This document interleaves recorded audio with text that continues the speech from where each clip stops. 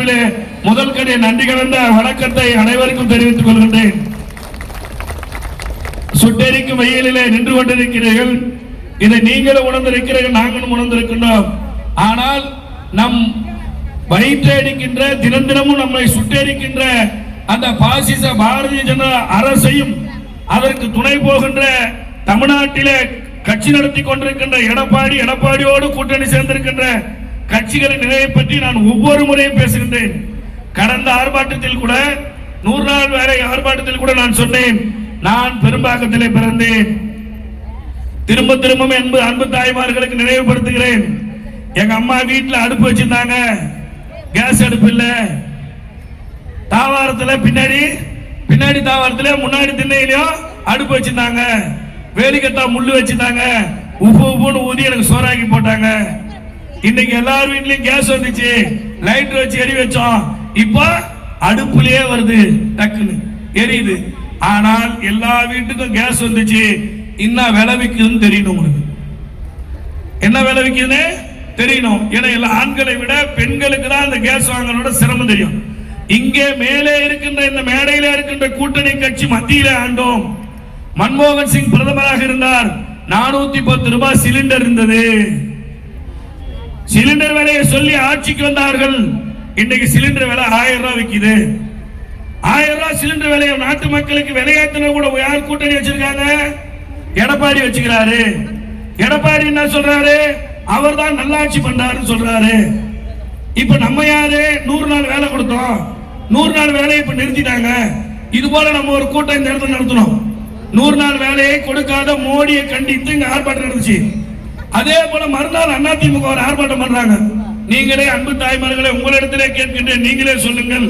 100 நாள், ஒரு வருஷத்துல 100 நாள் நான் வேலை செஞ்சவன் இந்த மேடைக்கு முன்னாடி இருக்கிறோம், கை தூக்கு. 100 நாள் 100 நாள் வேலை இல்ல, 10 நாள் 20 நாள் 30 நாள் வேலை செஞ்சிருப்ப. 100 நாளும் வேலை செஞ்சு யாரா இருக்கியா? ஆனா ஏடிஎம்கே ஒரு ஆர்ப்பாட்டம் பண்றானே, நியாயமா? அவனை ஊர்ல விடலாமா?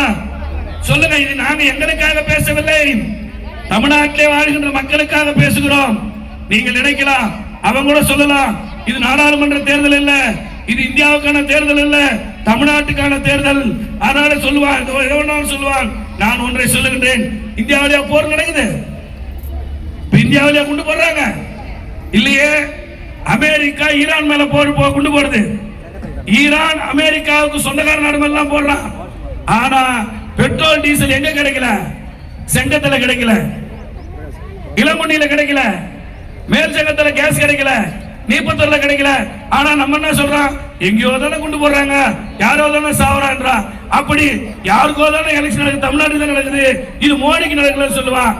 ஆனால் தமிழ்நாட்டில் இந்த மதச்சார்பற்ற கூட்டணி வெற்றி பெறவில்லை என்று சொன்னால் இப்போது எப்படி தட்டுப்பாடு இருக்கிறதோ அப்படித்தான் நம் மீது பொருளாதார தட்டுப்பாடு வரும். நீங்க புரிஞ்சுக்கணும். இன்னைக்கே 100 நாள் வேலை போயிடுச்சு. மத்திய அரசாங்கம் கொடுக்கிற திட்டம் என்ன இருக்கு? தமிழ்நாட்டில் எந்த திட்டங்கள் வந்து இருக்கிறது? கல்விக்கு பணம் இல்ல, குடிக்கிற தண்ணிக்கு பணம் கொடுக்கல. இதையெல்லாம் அன்பு தாய்மார்கள் நீங்கள் புரிந்து கொள்ள வேண்டும். அதனால்தான் தமிழ்நாட்டு முதலமைச்சர், நான் உங்களுக்கு இருக்கிறேன்.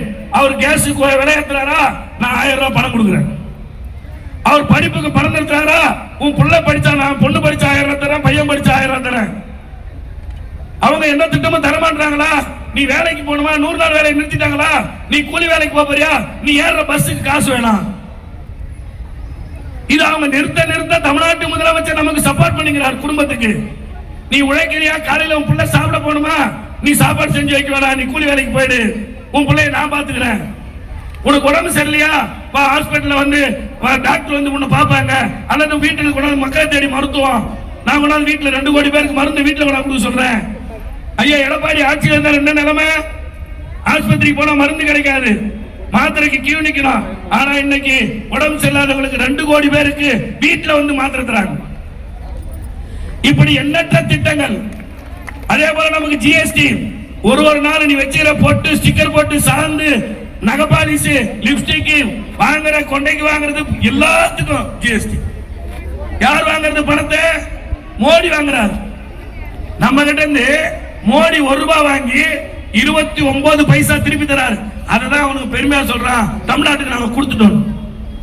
1 ரூபாய் நம்ம கட்டுறோம், 29 பைசா கொடுக்கிறாரு. ஆனா பீகார் 1 ரூபாய் கொடுத்தா 7 ரூபாய் திருப்பி கொடுக்கிறாரு. எந்த விதத்துல நியாயம்? நம்மோட்டு பணத்தை வாங்கி போய் மோடி எங்க கொடுக்கிறாரு? பீகாருக்கு தராரு, உத்தரப்பிரதேசத்துக்கு தராரு. இங்க இருக்கிற அதிமுக தோழர்களையும் பாட்டாளி மக்கள் கட்சி தோழர்களையும் அந்த கட்சியில கூட்டணி இருப்பவர்களுக்கு நான் தெரிவித்துக் கொள்கிறேன். 3 மாசத்துக்கு 4 மாசத்துக்கு முன்னாடி பீகார்ல தேர்தல் நடந்துச்சு. நிதிஷ்குமாரை முதலமைச்சர் வேட்பாளர் என்று அறிவித்து நிக்க வைத்தார். இப்போது நிதிஷ்குமாரை வாபஸ் வாங்க சொல்லி அங்க பாஜக ஆட்சி அமைக்க போது தமிழ்நாட்டிலும் எடப்பாடி முகத்தை காட்டி ஓட்டை வாங்கினாலும் இங்கு தப்பி தவறி வராது. ஆனால் தப்பி தவறி வந்தால் நேரடியாக பாஜக ஆட்சிக்கு வரும். பாஜக ஆட்சிக்கு வந்தால் என்ன? தாழ்த்தப்பட்ட பிற்படுத்தப்பட்ட மக்கள் வாழ முடியாது, இடஒதுக்கீடு இருக்காது, வேலை வாய்ப்பு இருக்காது, சாதி மத மோதல் வரும், அடிச்சுக்குவோம். நீங்க எல்லாரும் பார்த்திருப்பீங்க. அப்படிப்பட்ட நிலைதான் தமிழ்நாட்டுக்கு வரும். அன்பு தாய்மார்களே, நீங்கள் புரிந்து கொள்ள வேண்டும். எல்லா விலைவாசிகளும் உயர்த்தியது மோடி, அதுக்கு துணை போறது எடப்பாடி. எடப்பாடி போன நாடாளுமன்ற தேர்தல் என்ன சொன்னாரு? எல்லா விலையும் மோடி ஏத்திட்டாரு, மோடி அயோக்கியன், மோடி கூட நான் கூட்டணி போக மாட்டேன் அப்படின்னு சொன்னாரு எடப்பாடி. சொன்னாரா இல்லையா? எடப்பாடி அயோக்கியன், தற்குறி எடப்பாடி அப்படின்னு அண்ணாமலை பேசினாரு. நேற்று மேடையில் அண்ணாமலை எடப்பாடி புகழ்றாரு, எடப்பாடி அண்ணாமலை புகழ்றாரு. ஏனென்று சொன்னால் அவங்க சிபிஐ வழக்கில் மாட்டேங்கிறாங்க. நம்மள சொல்றாங்க ஊழல் ஊழல்னு. நம்ம மீது எந்த வழக்கும் இல்லை, எந்த கேஸ் நம்ம மேல இல்ல. நம்மளை அச்சுறுத்த முடியாது, நம்ம மீது வழக்கு போட முடியாது, நம்மளை நிராகரிக்க முடியாது, நமக்கு தண்டனை தர முடியாது. இந்தியாவிலேயே மோடியை பார்த்து பயப்படாத ஒரு நாடு இருக்கிறது என்று சொன்னால் தமிழ்நாடு மட்டும்தான் இருக்கிறது. இன்னைக்கு மாண்புமிகு முதலமைச்சர் சொல்றாரு, மோடி அவர்களே உனக்கு தமிழ்நாடு அவுட் ஆஃப் கண்ட்ரோல், உன் கண்ட்ரோல்ல நாங்க இல்ல, நீ தமிழ்நாட்டை விட்டு வேற மாநிலத்தை வச்சு பார். பக்கத்தில் இருக்கிற கர்நாடகா நாடுன்னு பேர் வருதா, மகாராஷ்டிரா, ஜார்க்கண்ட், எந்த மாநிலத்தை வேணாலும் எடுத்துக்கொள்ளுங்கள். ஆனால் அந்த மாநிலத்துக்கு பெயர் தனித்தனியாக பெயராக இருக்கும். ஆனால் தமிழ்நாட்டுக்கு மட்டும்தான் நாட்டிலேயே இந்திய திருநாடு. இந்திய திருநாட்டில் தமிழ்நாடு என்று ஒரு தனிநாடு இருக்கிறது. தனிநாடு தமிழ்நாட்டுக்கு என்று ஒரு குணம் இருக்கிறது. நாங்கள் யாருக்கும் அடிபணி மாட்டோம், யாருக்கும் அஞ்சி இருக்க மாட்டோம், யாருக்கும் அடிமையாக இருக்க மாட்டோம் என்பதுதான் தமிழ்நாட்டின் குணம். அந்த குணத்தை தான் இந்த தேர்தலிலே நான் தொடக்கத்தில் சொன்னதை போன்று எங்கேயோ நடக்குது போர் நாம் பாதிக்கப்படுறோம். இந்த தேர்தல் நமக்கு தான், தமிழ்நாட்டுக்கு தான். மோடிக்கு ஒண்ணும் கிடையாது, மோடி வரும்போது பார்த்துக்கலாம்னு சொன்ன தமிழ்நாட்டில் வெற்றி பெற்றால் மோடி தோற்கடிக்கப்படுவார். தமிழ்நாடு தான் மோடிக்கு சாவுமணி அடிக்க போற மாநிலம். எனவே வந்திருக்கின்ற அன்பு தாய்மார்கள் எல்லாம் நீங்கள் வீட்டுக்கு சென்று உங்கள் குடும்பத்தின் கணக்கை போட்டு பாருங்க. கேஸுக்கு ஒரு மாசத்துக்கு 600 ரூபாய் தர, 2 வீலர் வச்சிருந்தா சிலிண்டருக்கு அந்த 2 வீலர் பெட்ரோல் போட 750 ரூபாய் தர, அத்தனையும் மோடிக்கு போகுது. பேங்க்ல அக்கௌண்ட் வச்சிருந்தா மினிமம் பேலன்ஸ் 1000 ரூபாய், 4 முறை பணம் எடுத்தினா 100 ரூபாய் பேலன்ஸ் பணம் முடிச்சுக்கிறான். ராஜா அண்ணன் சொன்னாரு, விஜய் மல்லையா 9,000 கோடி தள்ளுபடி பண்ணாரு, நமக்கு பண்ணாரான்னு. விஜய் மல்லையா யாரு? Kingfisher beer company owner. இந்த பக்கம் ஒரு பொம்பளை புள்ள, இந்த பக்கம் பொம்பளை புள்ள இப்படி கை காட்டி கிரிக்கெட் பார்த்துருந்தாரு. 9,000 கோடி கம்பெனி நஷ்டம் ஆயிடுச்சா? இன்னைக்கு அரசாங்கம் தள்ளுபடி பண்ணது மோடி அரசாங்கம். இப்படி 35 லட்சம் கோடியை தள்ளுபடி பண்ணிருக்காங்க. 35 லட்சம் கோடி என்பது தமிழ்நாட்டு மக்களுக்கு போடுகின்ற மொத்த பட்ஜெட்ல 10 வருஷ பட்ஜெட். 10 வருஷம் தமிழ்நாட்டு மக்களுக்கு மொத்தமாக போடுற பட்ஜெட்டை அனைத்து கம்பெனிக்கும் பணக்காரனுக்கு தள்ளுபடி பண்ணிருக்காங்க. ஆனா நம்ம ஏழை எளிய மக்களுக்கு அந்த கடனை தள்ளுபடி பண்ண மாட்டேங்கிறாங்க. நம்ம தள்ளுபடி பண்ண என்ன பண்ணோம்? கூட்டுறவு சங்கத்தில் வாங்க தள்ளுபடி பண்ணிப்போம். தாய்மார்கள் புரிஞ்சிருக்கணும். நீங்க நகை தள்ளுபடி பண்ணோம். சில தாய்மார் கேட்டுப்பீங்க, என் நகை இந்தியன் பேங்க்ல இருக்குது, அதுல இல்லையாமா கூட்டுறவு வச்சுனா தள்ளுபடி. ஏன்னா இந்தியன் பேங்க் மோடிக்கிட்டு இருக்குது, ஸ்டேட் பேங்க் மோடிக்கிட்டு இருக்குது, பேங்க் எல்லாம் மோடிக்கிட்டு இருக்குது, கூட்டுறவு சங்கம் நம்ம கிட்ட இருக்குது. கூட்டுறவு சங்க கடன் தள்ளுபடி பண்ணோம், ஆனா பேங்க்ல இருக்கிற நகை தள்ளுபடி பண்ணாங்களா? இதை புரிந்து கொள்ள வேண்டும் நீங்க. எனவே இந்த ஆர்ப்பாட்டம் என்பது நம் வாழ்வாதாரத்துக்கான ஆர்ப்பாட்டம். டீசல் விலை, பெட்ரோல் விலை உயர்ந்திருக்கிறது, கேஸ் தட்டுப்பாடு. அந்த பாஜக கட்சியோட மாநில தலைவர் நயினா நாகேந்திரன் அண்ணன் பேசுறாங்க, முதலமைச்சர் பொய் சொல்றாரு, நானே டீலர்னு சொன்னாரு. முதலமைச்சர் பொய் சொல்றாரு, நானே கேஸ் டீலர், எங்க மனோகரன் தான் கேஸ் டீலர். லோடு வந்து ஒரு வாரம் தான். உடனே மறுநாள் என்ன பண்ண, நம்மால நேரா போனா நைனா நாகேந்திர கம்பெனிக்கு கேஸ் கொடுனா, கேஸே இல்ல. டிவில ஓடுவார், மறுநாள் காரி துப்புது. மேடையில் ஒன்று பேசுவார்கள், உண்மையில் ஒன்று இருப்பார்கள். நம்மை வஞ்சிப்பவர்கள் தான் மத்தியில் இருக்கிறார்கள். எனவே அந்த வஞ்சிப்பவர்களை இந்த தேர்தலிலே அகற்ற வேண்டும் என்பதற்காக தான் நாம் கூடியிருக்கின்றோம். எனவே வந்திருக்கின்ற நீங்கள் எல்லாம் மோடி அரசை வீழ்த்தும் வரை களப்பணி ஆற்ற வேண்டும் என்று சொல்லி நீங்க வெயில் இருக்கீங்க. உங்களுக்கு எவ்வளவு பேசினாலும் நீங்க தான் போய் ஓட்டு கேட்க போறீங்க, நீங்க தான் வீடு வீடா போய் சொல்ல போறீங்க. நீங்கள் அத்தனை பேரும் ராணுவ வீரர்களாக, சிப்பாய்களாக, ஏன் அணுகுண்டுகளாக மாறி அந்த மோடி கூட்டத்தை அணு தெரியாமல், இடம் தெரியாமல் அழித்து இந்த மதச்சார்பற்ற முற்போக்கு கூட்டணியை பெருவாரியான வாக்கு வித்தியாசத்தை வெற்றி பெற செய்து தமிழ்நாட்டு முதலமைச்சராக மாண்புமிகு அண்ணன் தளபதி மு.க. ஸ்டாலின் தலைமையில 2.0 ஆட்சி தொடர்வதற்கு நீங்கள் எல்லாம் பணியாற்ற வேண்டும் என்று சொல்லி இப்போது இந்த கண்டன உரையை நிகழ்த்துகிறார்கள். நாம் கோஷம் சொல்லிவிட்டு கலந்து செல்லும் என்று அன்போடு கேட்டுக்கொள்கிறேன். மதச்சார்பற்ற முற்போக்கு கூட்டணி ஆர்ப்பாட்டம், இது ஆர்ப்பாட்டம். தமிழ்நாட்டை தொடர்ந்து வஞ்சிக்கும் இந்திய அரசை கண்டித்து, ஆர்ப்பாட்டம், இது ஆர்ப்பாட்டம். தமிழ்நாட்டுக்கு துரோகம் செய்யும் என்டிஏ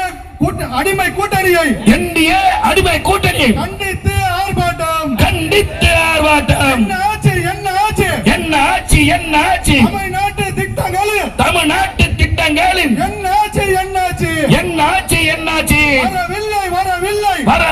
வரவில்லை. குடிநீர் நிதி வரவில்லை. காணவில்லை. கல்வி நிதி காணவில்லை. அனுமதி இல்லையா? கோவை மதுரை மெட்ரோ ரயிலுக்கு அனுமதி இல்லையா? ஏற்க மறுப்பதா? கீழடி அகழாய் முடிவை ஏற்க மறுப்பதா? தடுக்காதே. தமிழ்நாடு வளர்ச்சியை தடுக்காது. சிலிண்டர் எங்கே? வாய்சவனால் மோடியே சிலிண்டர் எங்கே? துப்பு இல்லை. சமையல் சிலிண்டர் பிரச்சனையை தீர்க்க துப்பு இல்லை. தட்டுப்பாடு. சமையல் சிலிண்டருக்கு தட்டுப்பாடு. தோற்று போச்சு. மோடியின் வெளியூர் கொள்கை தோற்று போச்சு. கண்டிக்கின்றோம். தமிழ்நாட்டை வஞ்சிக்கும் டப்பா இன்ஜினை கண்டிக்கின்றோம். மக்களை அலைய விடும் மோடியை கண்டிக்கின்றோம். தமிழக மக்களை துரோகம் செய்யும் தமிழ்நாட்டு மக்களுக்கு துரோகம் செய்யும் அடிமை கூட்டணியை கண்டிக்கின்றோம்.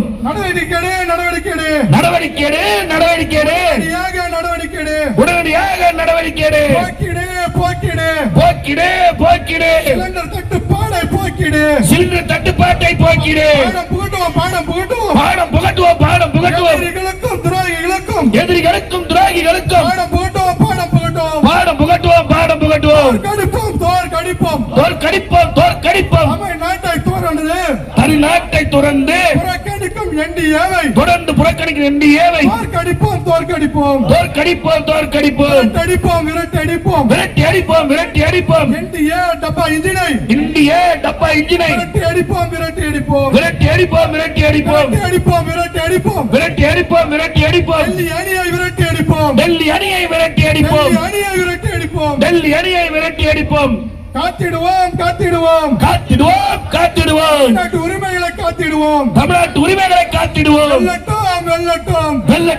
வெல்லட்டும். தமிழ்நாடு அணி வெல்லட்டும். கூட்டணி வெல்லட்டும். மதச்சார்பற்ற முற்போக்கு கூட்டணி வெல்லட்டும். தொடரட்டும். திராவிட மாடல் 2.0 ஆட்சி. திராவிட மாடல் 2.0 ஆட்சி. தொடரட்டும்.